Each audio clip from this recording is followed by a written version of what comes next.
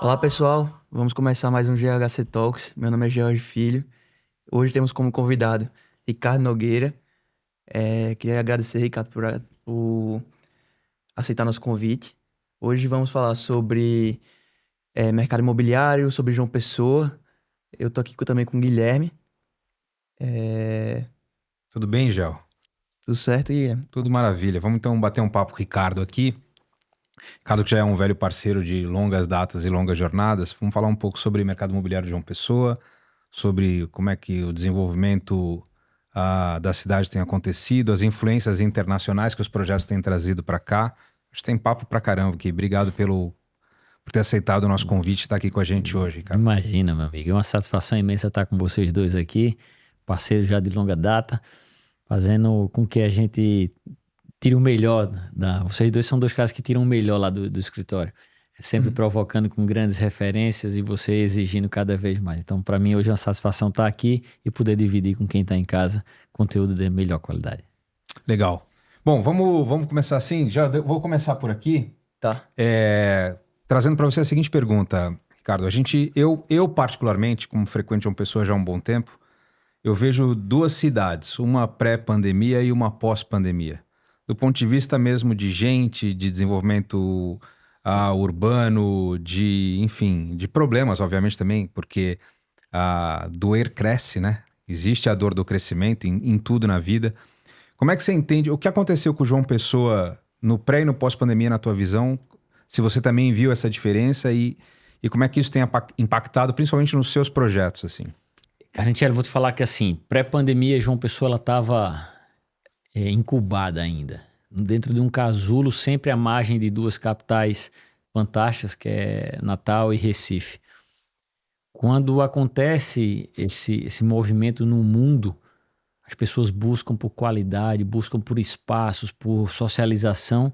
E João Pessoa surge como uma pérola no meio disso aí, porque passou muito tempo dormindo e tinha o potencial de desenvolvimento. E foi exatamente isso que aconteceu nesses últimos 6 anos. O Brasil descobriu João Pessoa, o mercado investidor conheceu João Pessoa, descobriu que nós temos as praias urbanas mais lindas do Norte e Nordeste, descobriu que nós temos temperatura equilibrada o ano inteiro, não tem aquele pico de temperatura que você tem na sua região. Descobriu que, por ser uma cidade, mesmo sendo a terceira capital mais antiga do país, era uma cidade com espírito jovem, e com isso os empreendimentos começaram a traduzir de forma muito rápida essa necessidade atual, né? De conectar, de pertencer, de entregar lifestyle, de entregar design. Essa chave virou muito rápido para João Pessoa. O que mais me assusta é a velocidade que foi tudo isso, assim. Eu acho que tudo que você está falando no pré e pós pandemia, eu acho que é bem isso. Eu acho que é um país que descobriu uma capital que não conhecia ainda, né? E aí, quando você teve... Mas deixa eu só fazer um parênteses. Também acredito que existe, além do movimento pandemia, existe um alinhamento de astros ali. A gente tem que reconhecer que houve um trabalho de governo, de Estado, que colocou exatamente nesse mesmo período o desenvolvimento do maior polo turístico do Brasil.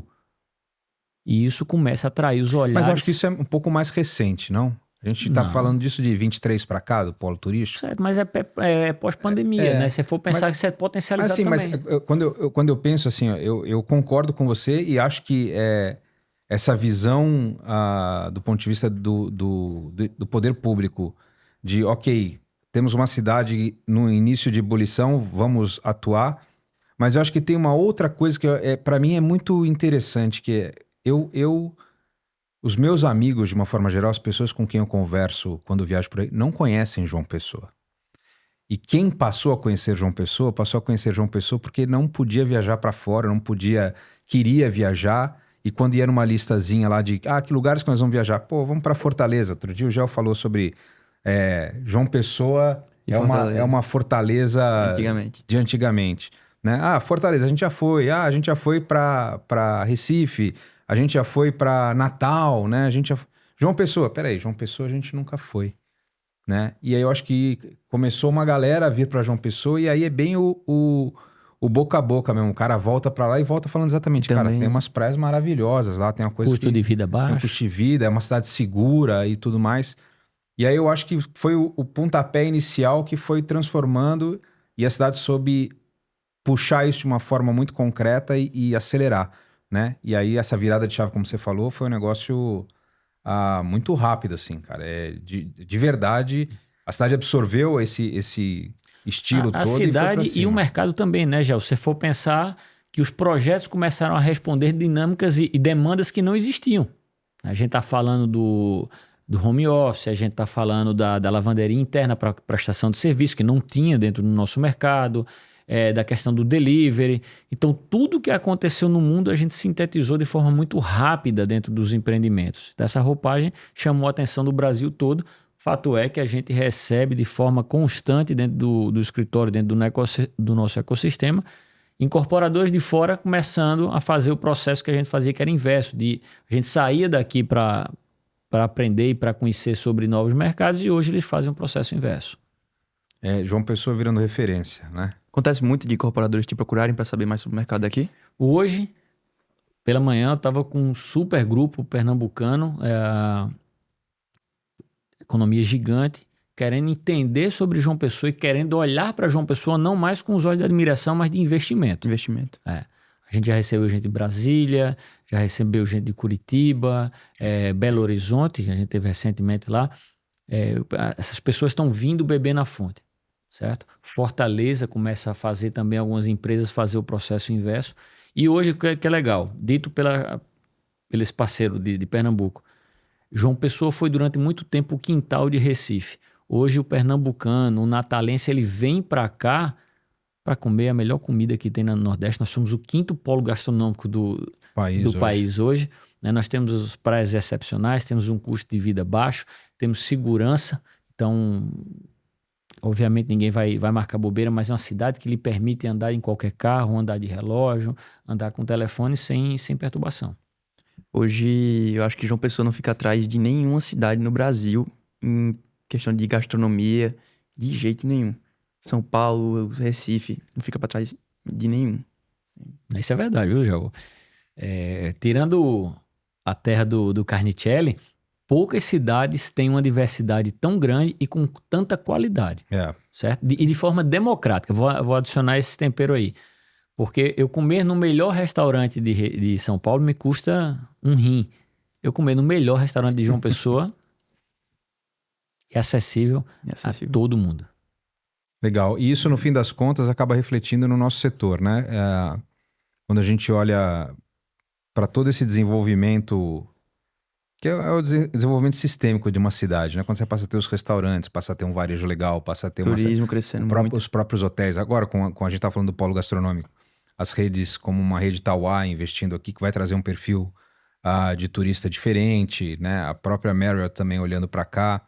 Então, assim, tudo isso acaba sendo movimentado e acaba interferindo diretamente no nosso setor, que acaba meio que se adaptando. Agora, uma vez eu estava numa discussão com um amigo assim, e a gente fez um estudo baseado em dados, que é bem interessante, que é observar na cidade para onde as cidades crescem e por que elas crescem, né? E é bem legal a gente perceber que as cidades crescem e crescem na direção daquilo que o plano diretor permite ou daquilo que o Estado intervém como necessário, né? Como é que você avalia hoje, Ricardo, assim, a gente com o polo turístico, já que você citou o polo turístico, como é que você avalia João Pessoa daqui para frente em relação aos imóveis tipo estúdio, esses imóveis para investimento? Como é que você entende? Qual é o caminho que isso vai tomar? Porque uma pergunta que todo mundo faz para mim é o seguinte: ainda cabe? Ainda vai até quando? Tem espaço para isso ainda hoje? Ainda tem espaço para estúdio, para imóvel compacto em João Pessoa? Como é que você olha para isso? Pergunta de $1 milhão, tá? Se ainda cabe estúdio? Cabe, já. A gente tem que entender que houve um lapso temporal muito grande no mercado, temporal não, de unidades. Pré-pandemia, nós tínhamos 1/3 dos leitos de Natal, Guilherme. Então, o compacto ele surge para corrigir esse ato que existia, certo? De certa forma, com o mesmo perfil de público, que é um perfil de público mediano ainda, E o polo turístico de João Pessoa começa a trazer um cliente que nós não tínhamos, que é o de ticket mais alto. É o cara que vai ficar dentro de um resort daquele pagando 6 vezes o valor da diária de um apartamento compacto. Então, a minha perspectiva sobre o compacto é sim, ela vai ser sempre algo complementar a um centro enorme criado ali para eventos. E ainda assim, quando você somar tudo isso, a gente ainda vai ficar muito aquém de grandes capitais do Brasil com potencial turístico como o nosso.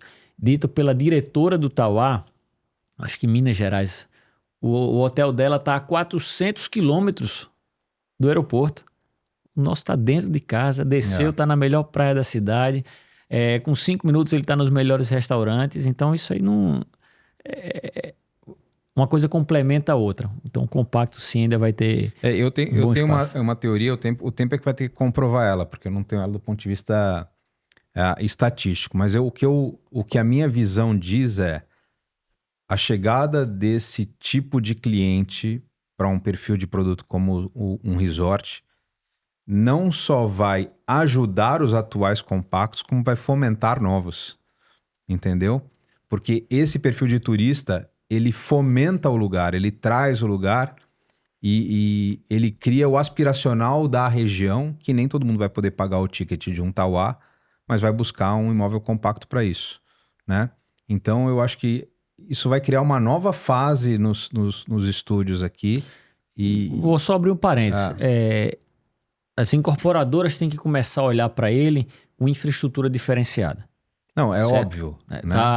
O que é feito hoje no mercado, em grande parte, coloca o máximo que der, não é. Tem que pensar em infraestrutura, é praticamente um mini hotel, Gel, que a gente está produzindo hoje. Então a gente tem que falar em guarda-mala, tem que falar em banheiro de leite check-out, a gente tem que dimensionar os equipamentos de forma a eles poderem serem mais eficientes. Hoje, esse apartamento, esse prédiozinho compacto no terreno micro, ele vai perder espaço, sem dúvida, porque as pessoas buscam, acima de tudo, experiências. Exato. O que vai acontecer é que ele não vai conseguir sustentar uma diária no valor que outros produtos...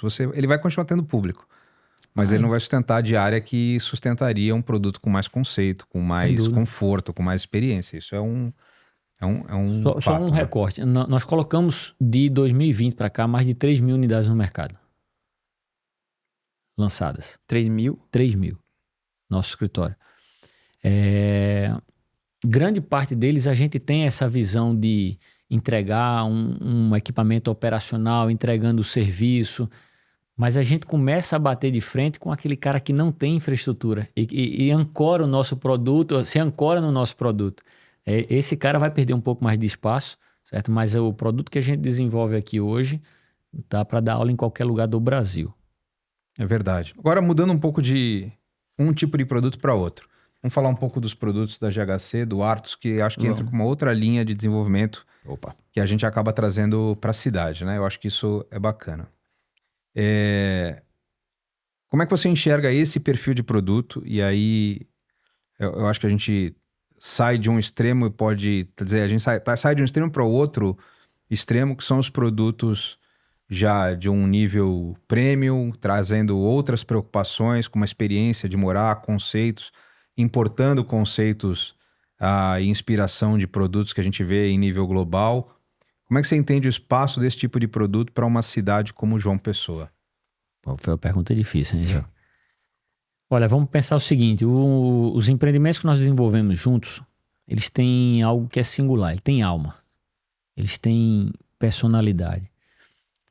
A gente tentou preencher exatamente a lacuna que o mercado tinha deixado só pra gente, que é a percepção de valor, que é um produto premium, que transmite lifestyle, que transmite a sensação de pertencimento a algo que é uma grande conquista, certo? Existe a forma como vocês desenvolveram os projetos que para mim são incríveis, então a relação do empreendimento de vocês com o terreno, com o entorno, sempre respeitando tudo que está ao redor, fazem com que esse público mais elitizado, com que esse público mais exigente consiga identificar no nosso produto algo que ele não tem no mercado, certo? Isso seja pela estética diferenciada, e aí legal a gente já até assinou alguns projetos com grandes marcas globais, mas vocês entenderam que não era necessário nada disso para trazer um projeto que rompesse toda a inércia do mercado, que trouxesse o novo. Nossos projetos hoje são referências em todas as regiões do Brasil, cara. Sem dúvida. Porque entendeu-se essa lacuna que o mercado deixou. Hoje, você mais do que ninguém vai me dizer que esse público que consome o nosso projeto é muito mais gente de fora da cidade. Então, Muito vem mais. com, sei lá, 60%, eu posso estar falando bobagem, mas 60% vem de outros Boa parte estados é de fora. com um nível de exigência alto. Então, eu não posso entregar absolutamente nada menos do que ele consome de premium em São Paulo, no Rio, Brasília. Isso é que eu acho rico da nossa colaboração. É entregar um produto de nível global para uma cidade como João Pessoa. E mostra que há aderência, né? Eu acho que esse é um ponto também interessante. Tanto um produto como o Artus Vivence, que ele é muito diferente daquilo que na média se desenvolve no beira-mar, traz conceito, que você falou, traz alma, respeita o entorno, mas o mais importante de tudo é que comercialmente traz uma aderência, tem uma aderência muito forte também. A gente tem um produto com um sucesso absoluto de venda, comprovadamente. Aí a gente vai para o Blanc, que também é um outro produto, conceitualmente trazendo uma inspiração de nível global. Acho que é um produto que podia estar em qualquer lugar do mundo, que ele, mesmo assim, teria um destaque do ponto de vista estético. E, de novo, a gente também mostra aderência e um evolutivo de preço, de metro quadrado, que, na minha visão, tende a continuar na cidade de João Pessoa esse processo. Ainda é muito barato comprar imóvel em João Pessoa, né? Para o pessoense, talvez ele pense que não, e aí eu estou falando aqui como um paulistano. O pessoense acha que o preço está absurdo e tal, mas há muito espaço para crescimento e o preço ainda vai crescer. Isso eu não tenho a menor dúvida que vai acontecer. E também, obviamente, isso vai trazer para a cidade um outro tipo de desenvolvimento em outras regiões, que é natural. Então, assim, o mercado imobiliário, que às vezes é posto como um predador do desenvolvimento da cidade, ele faz exatamente o oposto, né? Quem critica é quem está olhando só para o próprio umbigo e não entende o quanto aquilo é importante para o desenvolvimento da cidade e do estado como um todo, né? É um gerador de receita, um gerador de tributos, enfim, uma série de coisas que ajudam uma cidade, um estado a se desenvolver. Você sabe que eu vou pegar o gancho do Guilherme aqui e um recorte, né? De fato, para o ticket médio do pessoense começa a ficar já no limite ali. Mas isso acontece em qualquer lugar do mundo. Do mundo, é assim que a funciona. gentrificação. Então, quando você fala da ocupação de outras áreas da cidade, eu já vejo hoje que você perguntar quantos lançamentos tem no Miramar? Nenhum. Quantos tem no Jardim Luna? Nenhum. A gente começa a ver já agora em 2026, 2027, a busca por essas áreas que, para quem é de fora de João Pessoa, estou a 1,2 km da praia, 1,5 km da praia, com toda a infraestrutura urbana, com a vista incrível, porque eu estou num platô da cidade a 30 metros do nível do mar, certo? Sendo novamente ocupada e novamente desenvolvida para poder suprir essa carência ou essa demanda reprimida do mercado. E isso é desenvolvimento imobiliário. É assim que a cidade se comporta organicamente no mundo inteiro, né? No mundo inteiro, né? E eu vejo isso, acompanho lá Miami nos últimos 10 anos, acontece isso na cidade de Miami, entendeu? As pessoas tiveram que buscar outras regiões e outras regiões estão em desenvolvimento com produtos de um nível que talvez nunca existisse se não fosse o processo de gentrificação, toda essa história que a gente escuta. Então, assim, João Pessoa, na minha visão, ainda tem muito a crescer e inclusive preço de metro quadrado e tudo mais. E com os produtos que estão sendo desenvolvidos aqui também, né? Acho que tem boas incorporadoras puxando o sarrafo, trazendo a GHC, veio com esse papel também de trazer produtos com um nível de qualidade e preocupação de inserção na região que faz esse trabalho aí. Gel, a gente ficou brincando um dia desse. Se a gente leva um Artus Blanc para São Paulo, ele custa 3,5 vezes. Fácil. Com certeza. Ele é 3,5 vezes.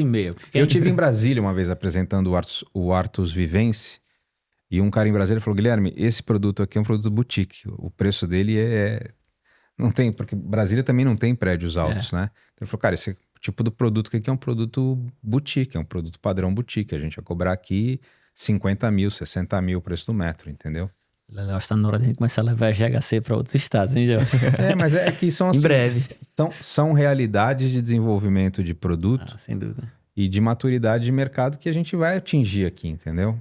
Aqui a gente tem uma coisa, o agro ainda não descobriu a João Pessoa, mas vai descobrir, entendeu? Vai descobrir. E na hora que o agro descobrir também, você muda os parâmetros. Hoje, quanto é o metro quadrado, mais ou menos, de outra, por exemplo, balneário?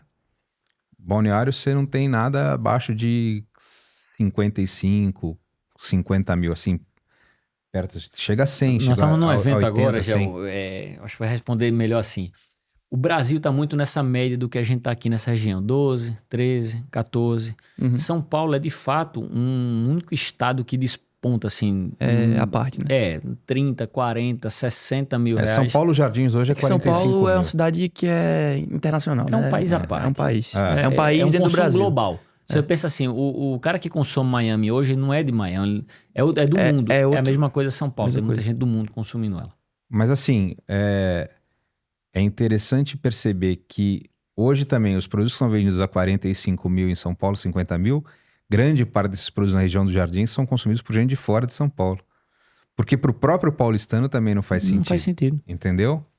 Então, assim, o preço é fomentado por gente que quer aquilo e às vezes há um nível de escassez de produto naquela região e faz crescer. Então, Perfeito. você pega jardins ali, você tem produtos nos jardins que hoje quem compra é gente do Mato Grosso, é gente Goiás. de Goiás, é gente de Minas Gerais, é gente do Nordeste. O Nordeste compra muito a região dos jardins ali. O cara vai lá e compra um imóvel para ter uma base. Gente do Norte compra muito para ter uma base ali nos jardins e tal. E a gente tá falando de produtos de 40, 45 mil reais o preço do metro quadrado.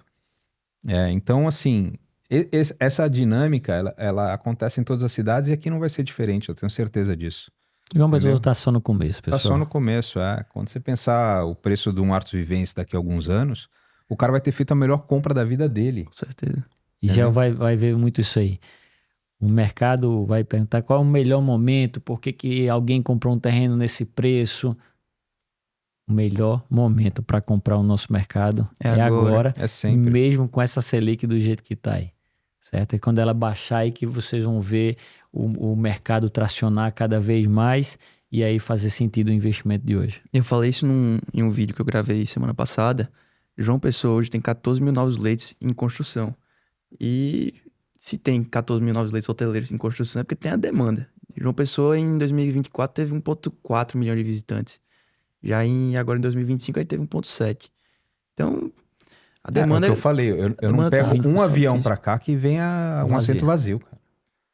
Isso aqui é uma Entendeu? coisa absurda. João Pessoa recebia, antes da pandemia, menos turista do que Porto de Galinhas, que é uma praia que cabe em qualquer bairro da nossa cidade. Então, o potencial, o governo do estado fez esse trabalho incrível. O país começou a descobrir, fora do país começaram a descobrir Pernambuco, Paraíba também, porque descia ou ia para Porto de Galinhas ou ia para Pipa. É isso. E hoje está descendo aqui. E junto com todos esses turistas que estão vindo pra cá, a economia da cidade vai crescer muito. Muito. E a cidade toda, o mercado imobiliário vai crescer junto. Todo mundo cresce junto Todo mundo nisso. cresce junto. Essa é a mágica do desenvolvimento imobiliário que muita gente critica, mas que é o que fomenta a economia de uma cidade. E aí depois acabam chegando também as empresas em paralelo a isso, né? Você começa a ter o desenvolvimento da cidade, as pessoas começam a mudar para cá, começam a trazer os seus negócios também, e você vai indo assim. A cidade não vai ser uma cidade dormitório. Você sabe que Entendeu? tem Você falou de pandemia, apareceu uma figura no nosso mercado que não existiu, o tal do nômade digital. Nômade digital. Esse cara já hoje com 25, 27 anos, ele não comprava, na minha época, ele não comprava, não fazia parte do mercado imobiliário. Uhum. Mas hoje ele forma, ganha $20 mil por mês e mora em João Pessoa num apartamento de 2 quartos que ele pagou uma baba, entendeu? Permite ele estar trabalhando em Londres, permite ele trabalhar na Alemanha, permite trabalhar nos Dentro de Estados casa. Unidos, dentro de casa, morando numa cidade que a temperatura é constante, que a água é boa, que é seguro. Então ele saiu da terra do Guilherme e veio para cá, gastando menos e ganhando em dólar, ganhando em euro. E essa figura para mim foi uma das revoluções no mercado imobiliário, porque eu não comunicava com um cara de 25 anos. E essa geração hoje consome e muito nosso projeto. Sim. E era um cara que diziam que é o tipo do comprador que não iria comprar imóvel no Que é futuro e isso? papapá. E aí tem as teses, né, de que vamos apenas alugar a assinatura do imóvel e tudo mais. no fim das contas, o cara Hoje está aí, é o comprador essas real, teorias são excelentes, mas o mercado está dizendo o contrário. Se for pegar estatisticamente o que a gente tem de compra até 30 anos, é um número absurdamente mais alto do que eu tinha 6 anos atrás. Tá? Então, temperozinho aí que a pandemia deixou, puxando para a sua primeira pergunta, esse nômade digital, ele fomenta muito o nosso negócio.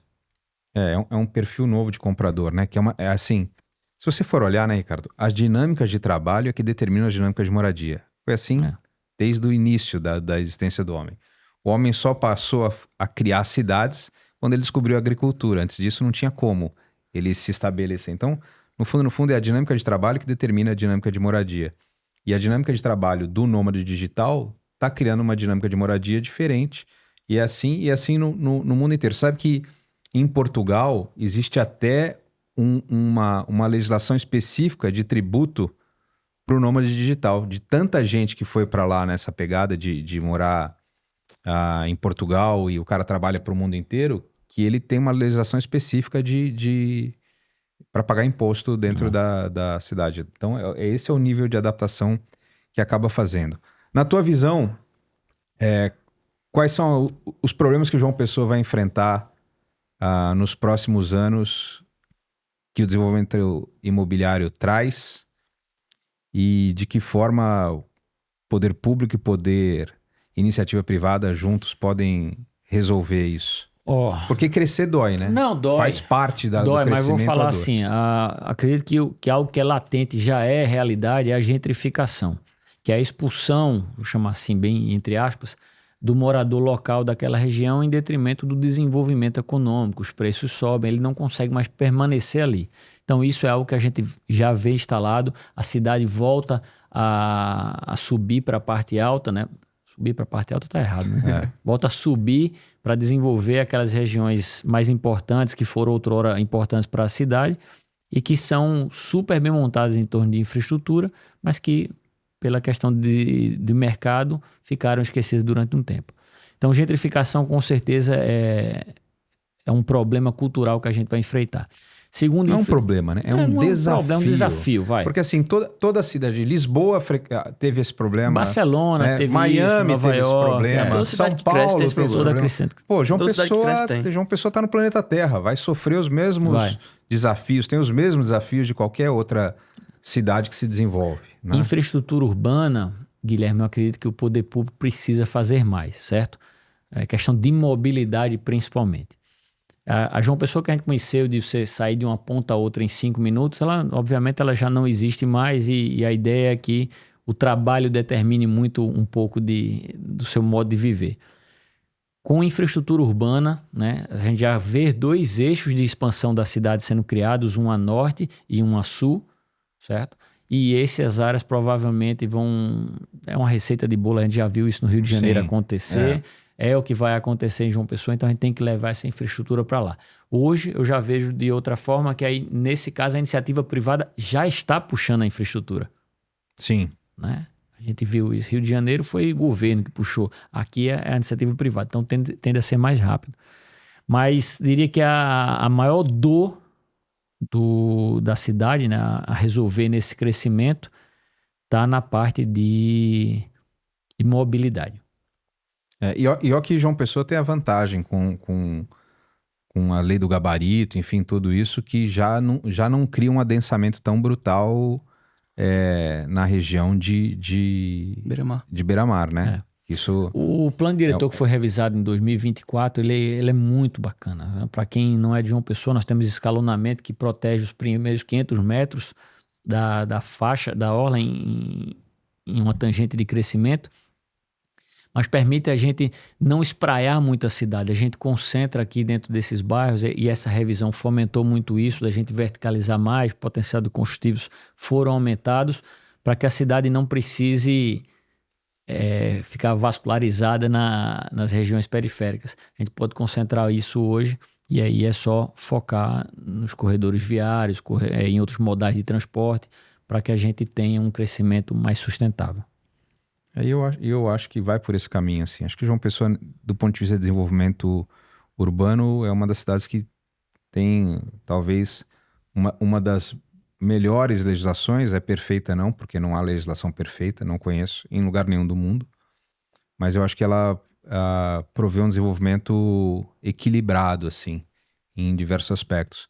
E essa história da gentrificação também, de muita gente chegando na cidade, obviamente quem chega, às vezes chega com um poder aquisitivo mais alto, porque vem de outras regiões mercados, do país, né?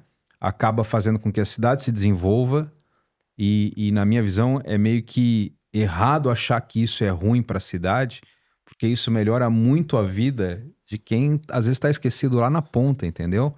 Porque ninguém ia olhar para desenvolvimento urbano ou infraestrutura urbana em regiões se você não tem uma pressão do ponto de vista de crescimento e de novas pessoas chegando, novos produtos chegando.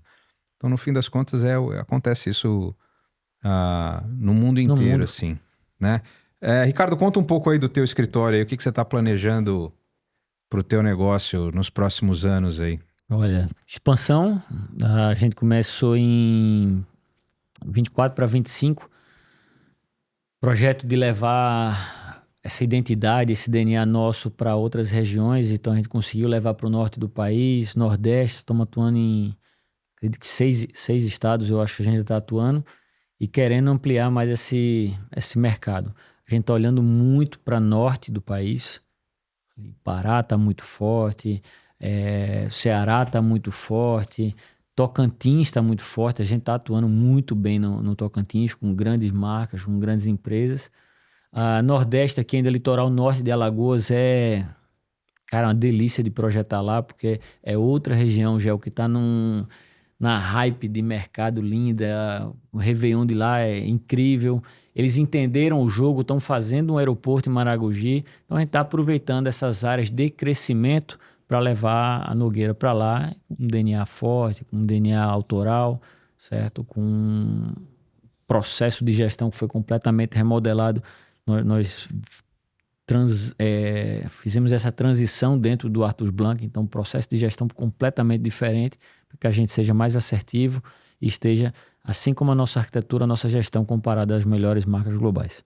Me tira uma dúvida, Ricardo. Quando você leva o seu escritório de arquitetura para outros estados, como é que você faz para se adequar à legislação de cada cidade, por exemplo?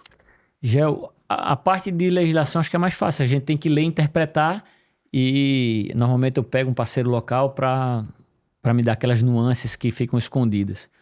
O maior desafio é cultura.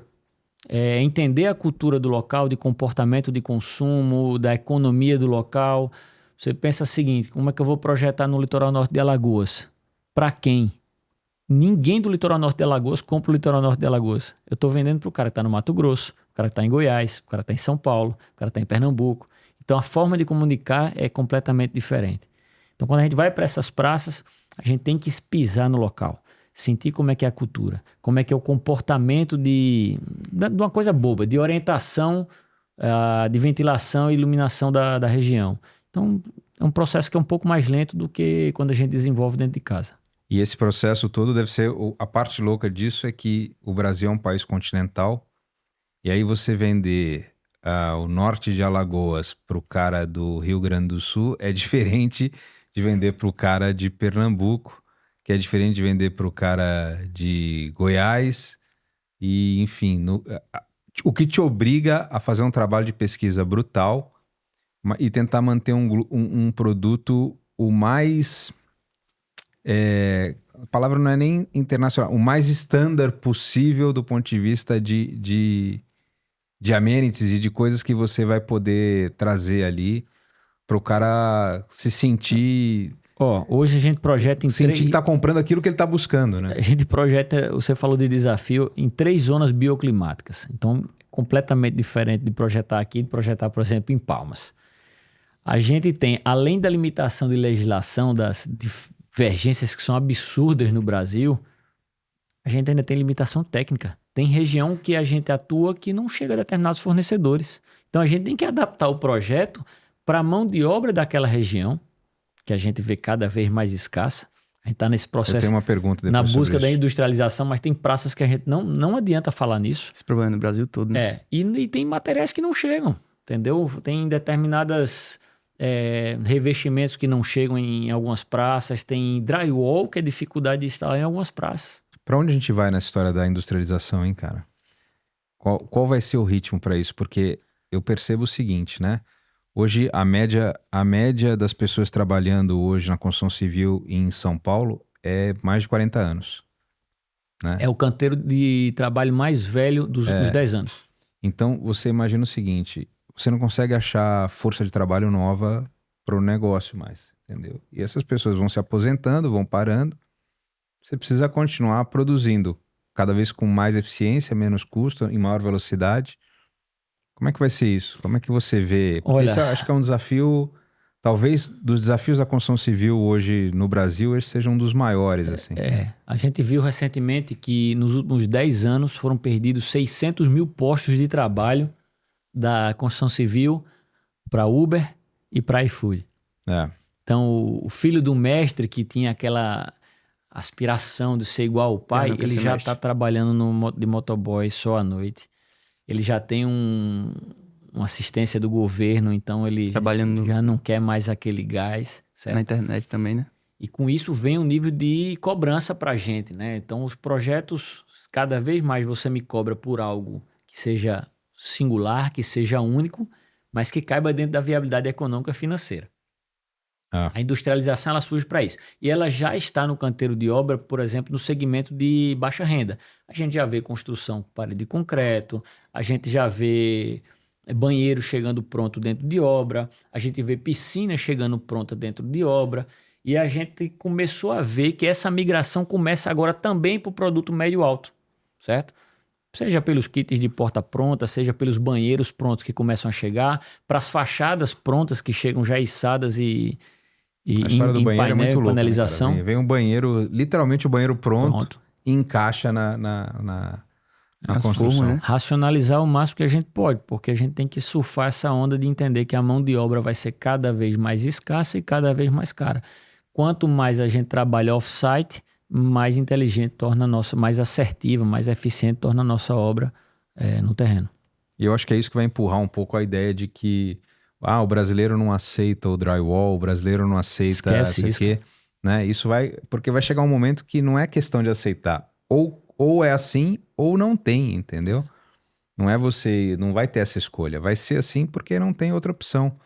Esse é um caminho. Guilherme, você fala isso aí, eu acho que é uma barreira que a gente já venceu há muito tempo, certo? Apesar de ter um ranço em algum canto, mas vou falar para você, é porque a gente vende muito mal, mas é um produto mais eficiente, é um produto mais inteligente, ecologicamente correto. Também acho. Quem está consumindo um produto que permite mudança a qualquer tempo, a qualquer hora, com o mínimo de transtorno possível. Então, de fato, é uma venda mal feita. Ou talvez alguns filmes do Chuck Norris, que ele derrubou muita parede naqueles filmes, que cria essa barreira. É uma visão antiga, né? Porque em nível de tecnologia também a gente desenvolveu muita coisa em qualidade hoje que não tem nada a ver com o que se via 10, 15 anos atrás, assim, né? Fora que dá velocidade, dá sustentabilidade, canteiro de obra mais limpo, velocidade. Gel, nós tivemos um acesso a um diretor da Banks recentemente, e ele falava sobre a transição da industrialização dentro de um canteiro. Ele está lá dentro, nós visitamos com seu pai esse canteiro há uns 3 anos atrás. Ele tinha 1.200 funcionários. São algumas torres, você lembra quantas torres tem ali no Parque Global? Em uma obra isso aí. Parque Global? Umas 8, talvez? Sei lá, vou dar um número assim que eu não sei. Eram 8 torres, certo? As 4 primeiras ele fez no sistema tradicional, ele chegou a ter 1.200 funcionários no canteiro. Muita gente. Agora é um puta canteiro, tá? Hoje, ele reduziu para 600 colaboradores. Porque ele já industrializou o banheiro, ele está com panelização de fachada, piscinas de cobertura já chegam prontas. Então ele vem com um monte de recurso que faz com que o custo da obra seja medido não só no preço metro quadrado, mas quanto custa a mão de obra, quanto custa o tempo da execução daquele negócio, sabe? Então são evoluções que aí não tem mais como a gente dar ré, é só daqui para frente. E é uma loucura quando a gente percebe... eu lembro quando ele estava mostrando esse projeto, a gente estava em BH, eles mostrando as imagens ali. É uma doideira, como muda completamente a dinâmica de construção, né? A obra trabalha de noite. É uma doideira. É. Só um guindaste subindo painel de fachada. O tempo inteiro. A piscina está sendo instalada de 8 horas da noite, que não faz barulho, não perturba ninguém. Olha. Chega pronto com o guindaste, o cara coloca lá, encaixa. Muito mais eficiente, né? Nossa. Imagina São Paulo, você tá com um caminhão de revestimento chegando de meio-dia. Não, você vai chegar de noite lá. Não, São Paulo, hoje, São Chega Paulo. lá e pronto. Se você perguntar para qualquer morador dos Jardins, um morador que tá lá há 25, 30 anos, ele tá pé da vida com o que tá acontecendo nos Jardins, entendeu? Do mesmo jeito que o cara aqui tá bravo hoje, aqui em João Pessoa, porque não, esse monte de gente chegando, a cidade... O cara dos Jardins em São Paulo tá do mesmo jeito, entendeu? Tá reclamando da quantidade de obra, que o carro não anda, porque é muito caminhão, é muito... É isso, cara. Desenvolvimento. É uma cidade se transformando, entendeu? São Paulo, apesar de estar lá, né, há 400 e poucos anos ali, tipo uma metrópole maluca, ela tá se transformando também o tempo inteiro. E João Pessoa também vai se transformar, Miami tá se transformando, Lisboa tá se transformando. É isso, é o desenvolvimento imobiliário acontecendo. E no fim das contas, a gente tá aí com tempo já... Quanto tempo mais a gente tem aqui? Eu acho que... É isso, então, porque eu tô vendo ali. Eu queria que você dissesse aí, Ricardo, quais são então as suas perspectivas aí, o que você está imaginando ainda para 2026, do ponto de vista de desenvolvimento de produto, o que você está imaginando de mercado mesmo, assim, de velocidade de mercado. João Pessoa passou por um tempo aí de algumas, né, preocupações que hoje em São Paulo estamos passando, né? Vale a pena levar isso também. Hoje em São Paulo a gente pensa nisso. Mas daqui para frente acho que a cidade tem um processo de desenvolvimento para acontecer. Quais são as suas perspectivas nesse sentido aí? Olha, vou te falar pelo que acontece lá dentro hoje. A gente está com muito projeto no segmento de médio alto para ser lançado agora no segundo semestre de 26. A gente começa a ver produtos nossos indo para esses braços, para essas áreas mais capilarizadas. Então, o Litoral Norte começa a aparecer projeto para desenvolvimento novo. Litoral Sul começa com projeto para desenvolvimento novo. Então, entendo que é um movimento que não vai ter mais volta, sabe? As pessoas quererem estar perto de casa com muito conforto, com muita qualidade. A gente continua expandindo o escritório nessas regiões que a gente falou, mas sempre com o desejo de levar essa arquitetura autoral. É engraçado, todo mundo busca isso. Não, eu quero um produto que seja único, um produto, tem uma palavrinha da moda que eu quero que seja disruptivo. Eu digo, nem todo projeto precisa ser disruptivo, mas todo ele precisa ter alma. Todo ele precisa ter uma essência que carrega... Contar uma história, né? Contar uma história. O storytelling faz parte da nossa narrativa de desenvolvimento. Então, o 26 ainda é um ano de cautela, né? Porque a gente tem uma Copa do Mundo já, então o Brasil para 30 dias. Depois a gente tem uma eleição, isso determina muito do... Para mais 90. Mais 90. Determina muito do que acontece talvez em 27. Mas esse ano estamos plenamente convictos de que é um ano próspero, com muito investimento da iniciativa privada, vendo a cidade crescer e se consolidar como um dos maiores hubs do Nordeste. Legal. Eu acho que é isso. Tem mais isso. Acho que é isso. Então, cara, te agradecer aí pelo tempo, ter trocado essa ideia com a gente. Acho que trouxe aqui uma série de visões aqui de desenvolvimento e de caminhos que a gente tá tomando aí. Se chamar, eu venho de novo. Né? Bora fazer de novo. A gente chama. Obrigado então, pessoal. Até breve. Então, tá. E obrigado, Ricardo, por ter aceitado o convite. Esse é o final do segundo episódio do GHC Talks e vamos marcar outros. Fechado. Vamos aqui pra gente lançar o próximo empreendimento da GHC. Isso, em breve. Próximo empreendimento a gente já marca um podcast. Fechado. Fechado.